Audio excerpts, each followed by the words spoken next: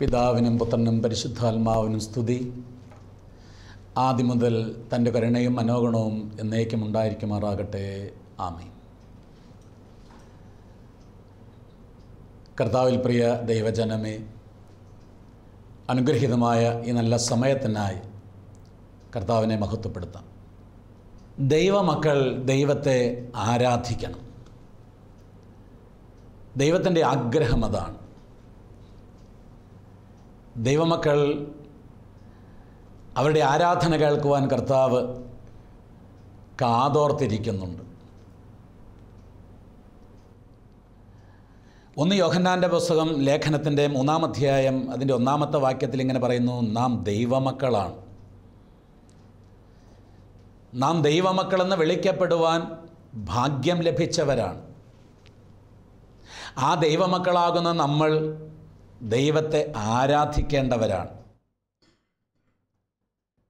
പഴയ നിയമകാലത്തിൽ യഹോവയാം ദൈവം പുറപ്പാട് പുസ്തകത്തിൻ്റെ 4-ാം അധ്യായം അതിൻ്റെ 22-23 വാക്യങ്ങളിലൂടെ എന്നെ ശുശ്രൂഷ ചെയ്യുവാൻ എൻ്റെ പുത്രനെ വിട്ടയക്കുക എന്ന് രേഖപ്പെടുത്തുകയാണ്. എനിക്ക് വേണ്ടി ശുശ്രൂഷ ചെയ്യുവാൻ, എന്നെ ആരാധിപ്പാൻ എൻ്റെ പുത്രനെ വിട്ടയക്കുക. പുത്രൻ എന്ന് പറയുന്നത് ഇസ്രായേലാണ്. ദൈവത്തിൻ്റെ സ്വന്തം ജനമാണ് ഇസ്രായേൽ. സ്വന്തം മക്കളാണ് ഇസ്രായേൽ. മിസ്രൈം അടിമത്വത്തിൽ അടിമകളായി കിടന്ന് അയ്യം വിളിച്ച് കരയുന്ന തൻ്റെ മക്കളുടെ കരച്ചിൽ കേട്ട് മോശ വഴിയായി ഫറവോനോട് ഇപ്രകാരം യഹോവയാം ദൈവം ആവശ്യപ്പെടുകയാണ്: എനിക്ക് ശുശ്രൂഷ ചെയ്യുവാൻ എൻ്റെ പുത്രനെ വിട്ടയക്കുക. മാത്രമല്ല 7-ാം അധ്യായത്തിൻ്റെ 16-ാം വാക്യത്തിൽ മരുഭൂമിയിൽ എന്നെ ആരാധിപ്പാൻ തക്കവണ്ണം എൻ്റെ ജനത്തെ വിട്ടയക്കുക. മാത്രമല്ല 8-ാം അധ്യായത്തിൻ്റെ 1-ാം വാക്യത്തിലും അപ്രകാരം തന്നെ ദൈവാത്മാവ് യഹോവയാം ദൈവം മോശ വഴിയായി ഫറവോനോ അറിയിക്കുകയാണ്: എന്നെ ആരാധിപ്പാൻ തക്കവണ്ണം എൻ്റെ ജനത്തെ വിട്ടയക്കുക. പ്രിയമുള്ളവരെ, യഹോവയാം ദൈവം ആഗ്രഹിക്കുകയാണ് തൻ്റെ മക്കളുടെ ആരാധന. തൻ്റെ മക്കൾ സ്തുതിച്ച് പുകഴ്ത്തി പാടുന്നത് കർത്താവ് ആഗ്രഹിക്കുന്നുണ്ട്. അതുകൊണ്ടാണ് വിശുദ്ധ കുർബാന ആരംഭിച്ച് അല്പം മുന്നോട്ട് നീങ്ങുമ്പോൾ എവങ്കേലിയോൻ വായിക്കുവാനായിട്ട് പുരോഹിതൻ അംശവസ്ത്രങ്ങൾ അണിഞ്ഞ് കർത്താവിൻ്റെ സ്ഥാനത്തേക്ക് വരുമ്പോഴേക്കും ശുശ്രൂഷക്കാരൻ്റെ ആഹ്വാനം ഒരു ഗീതഭാഗമായി നമ്മുടെ മുമ്പിലേക്ക് കടന്നു വരും.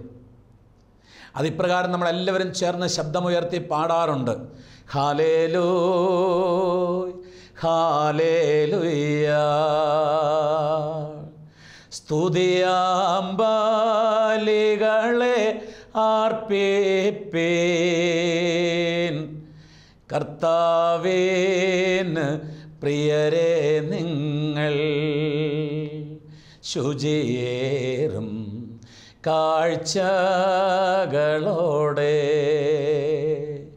പ്രിയമുള്ളവരെ, കർത്താവിൻ്റെ സന്നിധിയിൽ സ്തുതിയാകുന്ന കാഴ്ചകളെ അർപ്പിപ്പീൻ, സ്തുതിയാകുന്ന ആരാധനയെ അർപ്പിപ്പീൻ. കർത്താവ് ആഗ്രഹിക്കുകയാണ്, ജനത്തെ ഓർമ്മപ്പെടുത്തുകയാണ്: ഹാലേലുയ ഹാലേലുയ, സ്തുതിയാകുന്ന ബലികളെ അർപ്പിപ്പീൻ. എബ്രായ ലേഖനം 13-ാം അധ്യായം അതിൻ്റെ 15-ാമത്തെ വാക്യം പ്രകാരം രേഖപ്പെടുത്തുന്നു: അവൻ്റെ നാമത്തെ ഏറ്റുപറയുന്ന അധരഫലമെന്ന സ്തോത്രയാഗം ഇടവിടാതെ അർപ്പിക്കുക. അവൻ്റെ നാമത്തെ ഏറ്റുപറയുന്ന, അവൻ്റെ നാമത്തെ മഹത്വപ്പെടുത്തുന്ന, അവനെ സ്തുതിക്കുന്ന, അവനെ പുകഴ്ത്തുന്ന അധരഫലമെന്ന സ്തോത്രയാഗം ഇടവിടാതെ അർപ്പിക്കുവാനായിട്ട് ഒരുങ്ങുക, തയ്യാറാവുക. അതാണ് ദൈവമക്കളെന്ന് വിളിക്കപ്പെടുന്ന നമ്മുടെ ചുമതല. ആ മക്കൾ ആ ചുമതല നിവർത്തിക്കുവാൻ കടപ്പെട്ടവരാണ്. പ്രിയമുള്ളവരെ, ആ ആരാധനയിൽ അനേകം അത്ഭുതങ്ങൾ സംഭവിക്കും. അധരഫലമുള്ള സ്തോത്രയാഗം അർപ്പിക്കുമ്പോൾ അനുഗ്രഹങ്ങളുടെ പെരുമഴ പെയ്യുന്ന നമുക്ക് കാണുവാനായിട്ട് സാധിക്കും. വചനം പഠിക്കുമ്പോൾ അനേക സ്ഥലങ്ങളിൽ അത് രേഖപ്പെടുത്തിയിട്ടുണ്ട്. അപ്പോസ്തലർ രാത്രികാലത്തിൽ ആരാധിച്ചപ്പോൾ ചങ്ങല പൊട്ടി ബന്ധിതരെല്ലാം മോചിതരായല്ലോ എന്ന് ചേർന്ന് പാടുന്നൊരു ഗീതം. പ്രിയമുള്ളവരെ, പൗലോസ്ലീഹായും ശീലാസും ബന്ധനസ്ഥനായി കാരാഗൃഹത്തിൽ കിടന്നു. ആ തടവറയ്ക്കുള്ളിൽ കിടന്ന് ദൈവത്തെ പാടി മഹത്വപ്പെടുത്തുന്ന രംഗം നമ്മൾ ദൈവത്തിൻ്റെ വചനത്തിലൂടെ പഠിക്കുമ്പോൾ അവരെ അണിയിച്ചിരുന്ന വിലങ്ങ് പൊട്ടിയെന്നും വാതിൽ തുറന്നുവെന്നും, പ്രിയമുള്ളവരെ, ആ കാരാഗൃഹത്തിൽ വലിയ മുഴക്കം, ഭൂകമ്പമുണ്ടായി നമ്മൾ കാണുകയും വചനത്തിലൂടെ വായിക്കുകയും ചെയ്യുകയാണ്.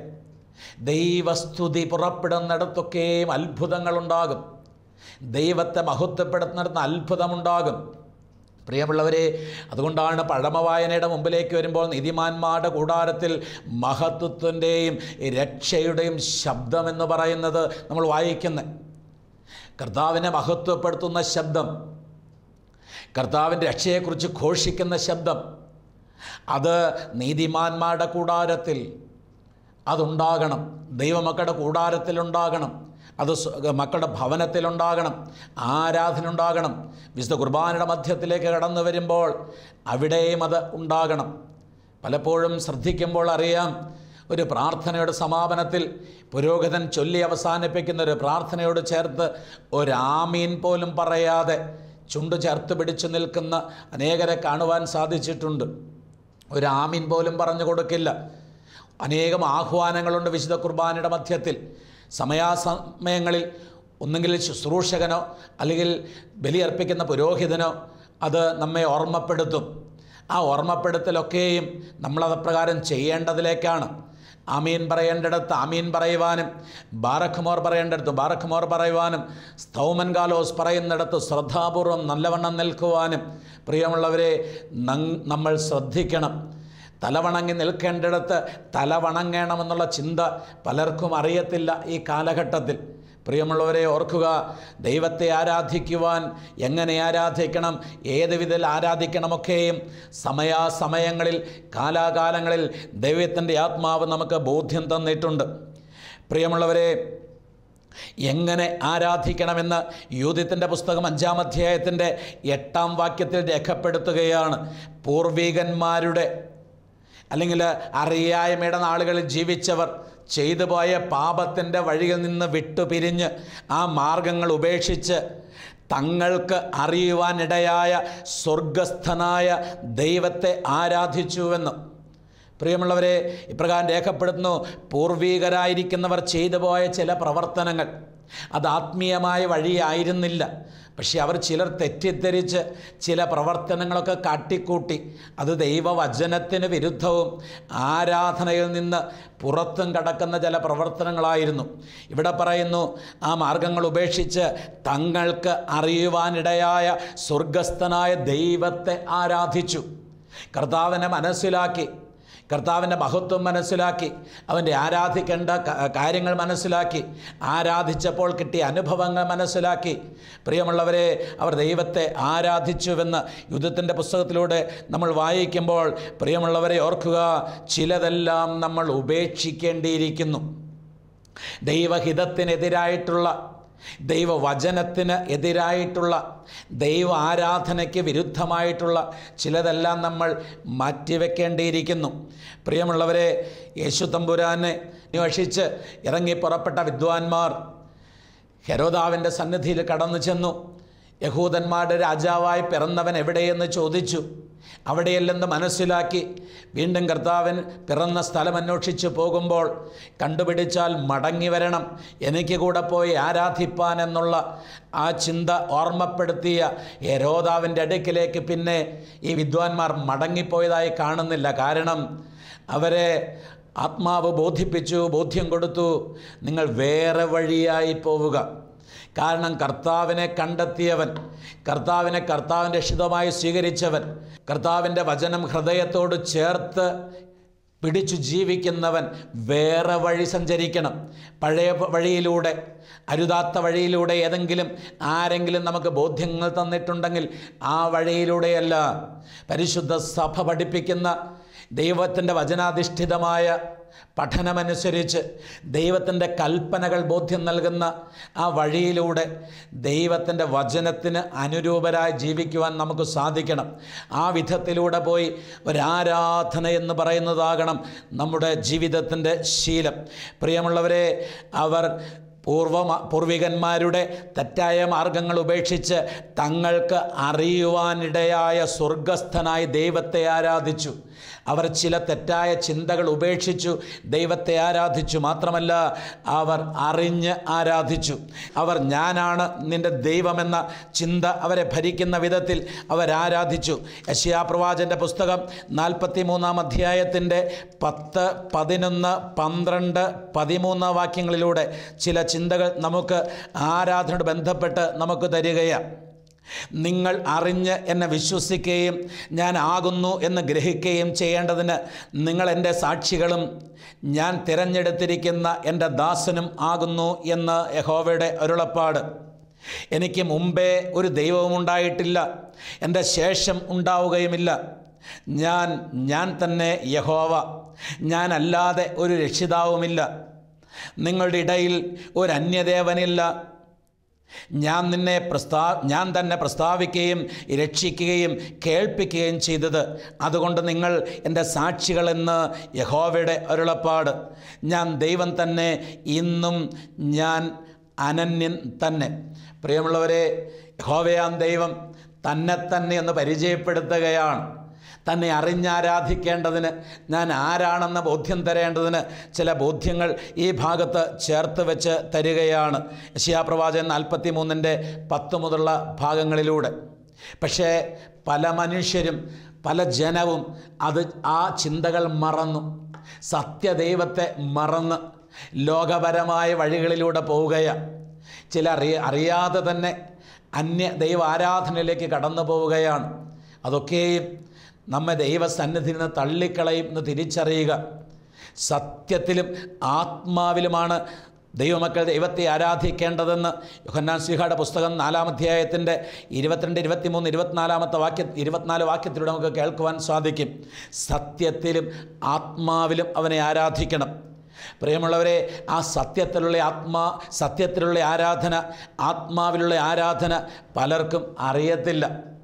പ്രിയമുള്ള യിരെമ്യാ പ്രവാചകൻ്റെ പുസ്തകം അത് വായിക്കുമ്പോൾ അതിൻ്റെ 14-ാം അധ്യായം അതിൻ്റെ 8, 9 വാക്യങ്ങൾ വായിക്കുമ്പോൾ അവിടെ ഇപ്രകാരം രേഖപ്പെടുത്തുകയാണ്. 14-ാം അധ്യായത്തിൻ്റെ 8, 9 വാക്യത്തിൽ ഇപ്രകാരം പറയുന്നു: ഇസ്രയേലിൻ്റെ പ്രത്യാശയും കഷ്ടകാലത്ത് അവൻ്റെ രക്ഷിതാവുമായുള്ളവേ, നീ ദേശത്ത് പരദേശിയെപ്പോലെ ഒരു രാപ്പാർപ്പാൻ മാത്രം കൂടാരമടിക്കുന്ന വഴിപോക്കനെ പോലെയും ആയിരിക്കുന്നതെന്ത്? ചോദിക്കുകയാണ്.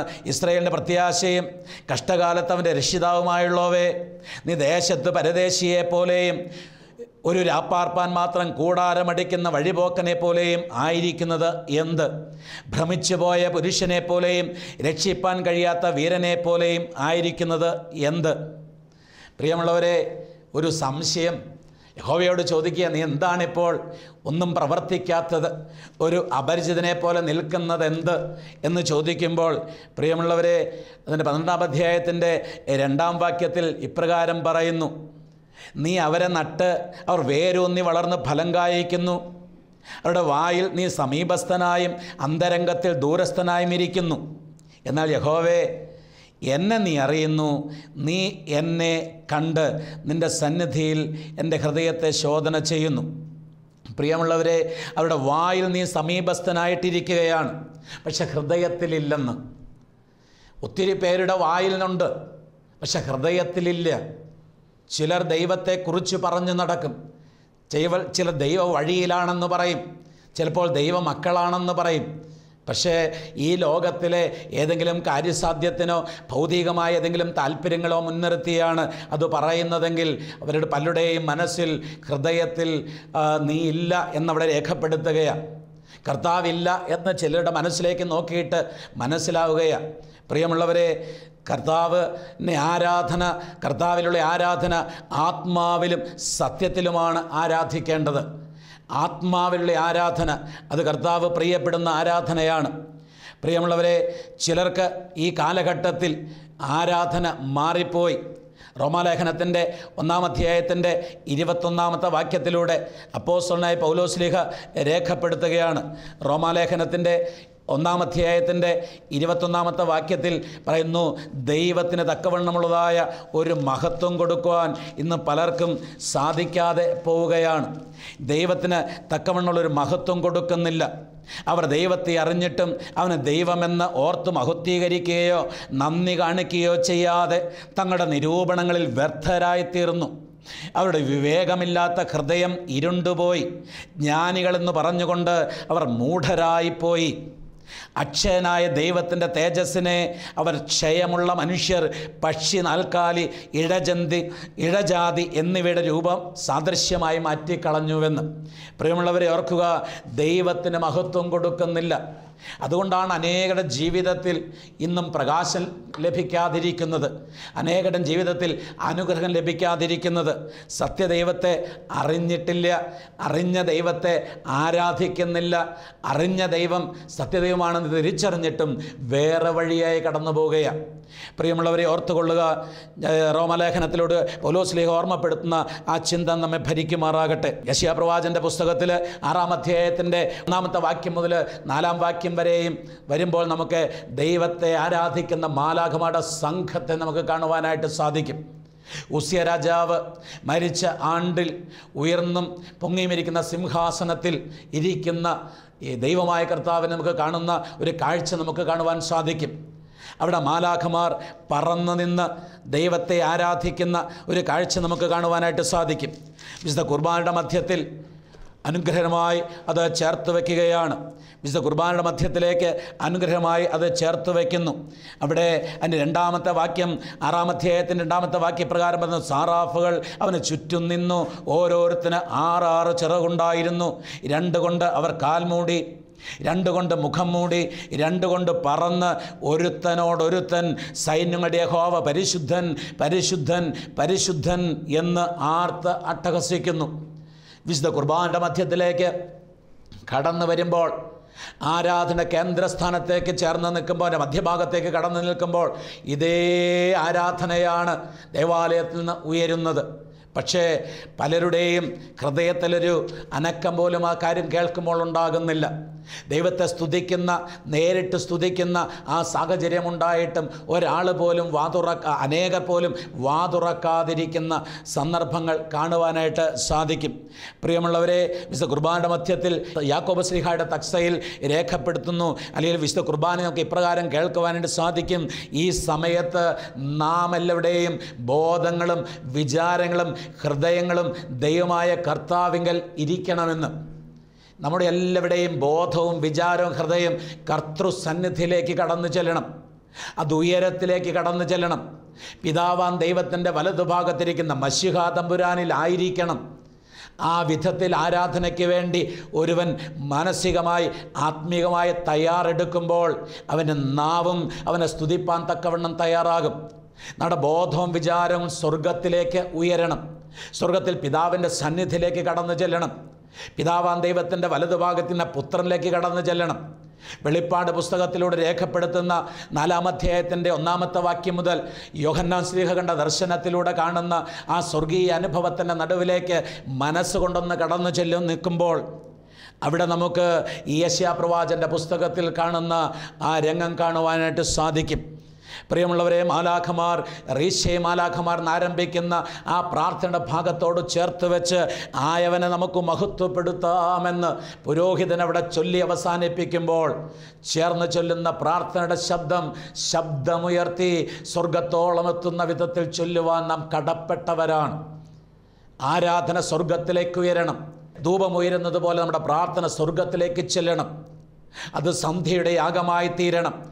ആരാധനയുടെ നമ്മുടെ യാഗമായി തീരണം.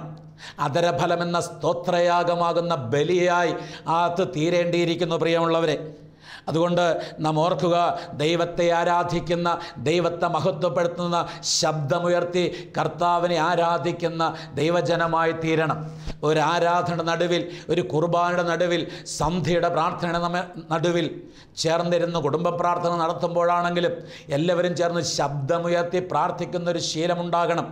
തൻ്റെ സ്തുതികളാൽ ആകാശവും ഭൂമിയും നിറഞ്ഞിരിക്കുന്ന കർത്താവിനെയാണ് ഞാൻ ആരാധിക്കുന്നുള്ള ബോധ്യമുണ്ടാകണം. പലർക്കും ഇന്ന് ആ ബോധ്യമില്ല. കണ്ണുകൾ സ്വർഗത്തിലേക്ക് ഉയർത്തി, അല്ലെങ്കിൽ ലോകപരമായ ഈ കണ്ണിനെ ഒന്ന് അടച്ചിട്ട് ഹൃദയ കണ്ണുകളൊന്ന് തുറന്ന് അത് സ്വർഗത്തിലേക്കൊന്ന് ഉയർത്തി, സ്വർഗത്തിലെ പിതാവാം സന്നിധിയിലേക്കൊന്ന് ദൃഷ്ടി ഉയർത്തിയിട്ട് നമ്മുടെ ബോധവും വിചാരവും ദൈവസന്നിധിയിലേക്ക് കൊണ്ടുപോയി അവനെ ആരാധിക്കുമ്പോൾ നമ്മുടെ നാവ് ചലിക്കാൻ തുടങ്ങും, ശബ്ദം പുറത്തു വരാൻ തുടങ്ങും. ആ ശബ്ദത്തിന് പതിവിലധികമായ ശക്തിയുണ്ടാകും. അത് ദൈവ മഹത്വത്തിൻ്റെ ആ പുകഴ്ത്തലായിട്ട് മാറുകയും ചെയ്യും. പ്രിയമുള്ളവരെ, അങ്ങനെയുള്ളതായ ആ ദൈവിക അനുഗ്രഹങ്ങൾ ലഭിക്കുന്ന ആരാധനയെ ഇന്ന് പലരും മറന്നുപോയിരിക്കുന്നു. ശബ്ദമുയർത്തി ആരാധിക്കുവാൻ കടപ്പെട്ടവരാണ് നമ്മൾ. പ്രിയമുള്ളവരെ ഓർക്കുക, വെളിപ്പാട് പുസ്തകം 7-ാം അധ്യായത്തിലേക്ക് കടന്നു വരുമ്പോൾ അവിടെ ദൈവികമായൊരു ആരാധനയുടെ ഒരു സന്ദർഭം അവിടെ വിശദീകരിക്കുന്നുണ്ട്. സ്വർഗീയ സന്നിധിയിൽ ആരാധന കഴിപ്പാൻ തക്കവണ്ണം ക്രമീകരിക്കപ്പെട്ട വിധത്തിലേക്ക് കടന്നു ചെന്നവർ അവരാരാധിക്കുന്ന ഒരു കാഴ്ച നമുക്ക് കാണുവാനായിട്ട് സാധിക്കും. വെളിപ്പാട് പുസ്തകം 7-ാം അധ്യായത്തിൻ്റെ 13 വേദഭാഗം വായിക്കുമ്പോൾ ഇപ്രകാരം ഇങ്ങനെ കാണുവാൻ സാധിക്കും. മൂപ്പന്മാരിൽ ഒരുത്തനോട്, വെള്ള നിലയങ്കി ധരിച്ചിരിക്കുന്ന ഇവർ ആർ, എവിടെ നിന്ന് വന്നു എന്ന് ചോദിച്ചു. യജമാനൻ അറിയുന്നല്ലോ എന്ന് ഞാൻ പറഞ്ഞതിന് അവൻ എന്നോട് പറഞ്ഞത്, ഇവർ മഹാകഷ്ടത്തിൽ നിന്ന് വന്നവർ, കുഞ്ഞാടിൻ്റെ രക്തത്തിൽ തങ്ങളുടെ അങ്കി അലക്കി വെളുപ്പിച്ചിരിക്കുന്നു. അതുകൊണ്ട് അവർ ദൈവത്തിൻ്റെ സിംഹാസനത്തിന് മുമ്പിൽ ഇരുന്ന് അവൻ്റെ ആലയത്തിൽ രാപ്പകൽ അവനെ ആരാധിക്കുന്നു. പ്രിയമുള്ളവരെ ഓർക്കുക, ഈ ലോകത്തിൻ്റെ അനുഭവത്തിൽ കഷ്ടതയിലൂടെ കടന്നുപോയവർ അനേകരുണ്ട്. എന്നാൽ കഷ്ടതയുടെ അനുഭവത്തിലൂടെ കടന്നു പോകേണ്ടി വന്നുവെങ്കിലും രക്ഷകനായ കർത്താവാകുന്ന കുഞ്ഞാടിൻ്റെ തിരുരക്തം കൊണ്ട് ആ പാപം കഴുകി വെളുപ്പിച്ച് ശുഭ്രമായ വെള്ള നിലയങ്കി ധരിച്ചവരായി സ്വർഗസിംഹാസനത്തിൻ്റെ മുമ്പിൽ കടന്നു ചെന്ന് നിൽക്കുന്നവർ ചെയ്യുന്നത് എന്തെന്ന് അതിൻ്റെ 15-ാം അധ്യായത്തിൽ 15-ാം വാക്യത്തിൽ ചേർന്ന് ഓർമ്മപ്പെടുത്തുകയാണ്.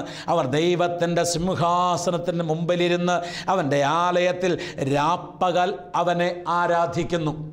പ്രിയമുള്ളവരെ, സ്വർഗത്തിൽ ദൈവമക്കളുടെ ആരാധന ശബ്ദമുയരുന്നൊരു കാലം വരും. ദൈവസന്നിധിയിൽ ആരാധിക്കുന്ന അനേകം മാലാഖമാരോട് ചേർന്ന് നമുക്കും ആരാധിക്കണമെങ്കിൽ ഈ ഭൗമലോക ജീവിതത്തിൽ ആരാധിച്ച് കർത്താവിനെ മഹത്വപ്പെടുത്തുന്ന ഒരു ട്രെയിനിങ്, ഒരു പ്രാക്ടീസ് നടത്തേണ്ടിയിരിക്കുന്നു. ആ പ്രാക്ടീസാകണം വരാനിരിക്കുന്ന കാലത്ത് കർത്താവിനെ മഹത്വപ്പെടുത്താനുള്ള ആ സാഹചര്യത്തിലെടുക്കേണ്ട ആ ശുശ്രൂഷയിലേക്കുള്ളതായ ഒരു ഒരുക്കമാകട്ടെ നമ്മുടെ ഈ ഭൗമലോകത്തെ ദൈവസ്തുതി, ദൈവ ആരാധന. വിശുദ്ധാരാധന നടുവിൽ നമുക്ക് ഇപ്രകാരം കേൾക്കാനായിട്ട് നമുക്ക് സാധിക്കും. നാം എല്ലാവരും അട്ടഹസിച്ച് പറയണമെന്ന്. അട്ടഹസിച്ച് പറയുന്ന, കർത്താവിനെ മഹത്വപ്പെടുത്തുന്ന ഒരു ശീലം നമുക്കുണ്ടാകണം. ആരാധനയുടെ ആ മനോഹാരിത അത് കളങ്കം വരാത്ത വിധത്തിൽ ചേർന്ന് പാടുന്നവരോട് ചേർന്ന് നിന്നുകൊണ്ട് കർത്താവിനെ പാടി മഹത്വപ്പെടുത്തുവാനും സമയാസമയങ്ങൾ ലഭിക്കുന്ന ഉത്ബോധനമനുസരിച്ച് അതിൻ്റെ പ്രതിവാക്യങ്ങൾ ഏറ്റുചൊല്ലുവാനും സ്വർഗസ്ഥനായ ഞങ്ങളുടെ പിതാവേ എന്ന് ആരാധന സന്നിധിയിൽ കേൾക്കുമ്പോൾ അത് മനസ്സറിഞ്ഞ് സ്വർഗത്തിലെ എൻ്റെ അപ്പനെയാണ് ഞാൻ വിളിക്കുന്നുള്ള ബോധ്യത്തോടെ കർത്താവിനെ മഹത്വപ്പെടുത്തുവാൻ നമുക്ക് സാധിക്കണം. ആ കർത്താവിനെ മഹത്വപ്പെടുത്തുന്ന ആ ജീവിതശീലം നമ്മുടെ ജീവിതത്തിലുണ്ടാകുമ്പോൾ നമുക്ക് എന്നെന്നും അത് അനുഗ്രഹത്തിനായിട്ട് തീരും. അത് ഈ ലോക ജീവിതത്തിലും അനുഗ്രഹത്തിനായി തീരും. വരുവാനിരിക്കുന്ന നിത്യലോകത്തിൽ ദൈവസിംഹാസനം മുമ്പിലുള്ളതായ ആരാധനയിലേക്ക് നമ്മെ കൂട്ടിവരുത്തും. അതിന് കർത്താവിൻ നമ്മെ സഹായിക്കട്ടെ. ആരാധനയിൽ മടുപ്പില്ലാത്തവരായി കർത്താവിനെ ആരാധിക്കുന്നവരിൽ സന്തോഷം അനുഭവിച്ച് നമ്മുടെ ആത്മീയ ജീവിതത്തെ മുന്നോട്ട് കൊണ്ടുപോകാൻ നമുക്കെല്ലാവർക്കും സാധിക്കട്ടെ. അതിന് സ്വർഗത്തിലെ ദൈവമായ കർത്താവ് നമ്മെ അനുഗ്രഹിക്കുമാറാകട്ടെ എന്ന് പ്രാർത്ഥിച്ച് എൻ്റെ വാക്കുകൾ നിർത്തുന്നു. ദൈവ തിരുനാമം മഹത്വപ്പെടുമാറാകട്ടെ. ആമീൻ.